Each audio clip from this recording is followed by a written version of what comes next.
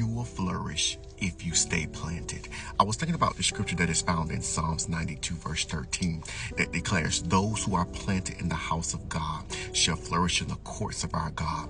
And oftentimes in life, we allow distractions to keep us out of prospering in the place that God has called us to prosper in. But the Father says, don't you be distracted by what you see. Don't you be distracted by what you hear. He says, but stay planted. He said, because your planted place is your prospering place. Stay planted. He says, because when you're planted, you allow your roots to grow deep and you will flourish in the thing that I have called you to flourish in. Oftentimes in life, we jump ship, and oftentimes in life, we get off of what God has called us to be on because of disappointment, because of setback. But the Father says, stay planted. He says, because that's where your wealth is. Stay planted, because I'm going to prosper you there. And even though you're not seeing harvest right now, because the seed was planted, it will grow. The Father says, trust the environment, trust the place that I have you in. Stay planted. He says, because it's the enemy's job to move you out of season and out of timing. He said, but stay planted in my word. Stay planted in prayer. Stay planted in me. He says, because when you are planted, you will grow, and things that you're wanting me to do will automatically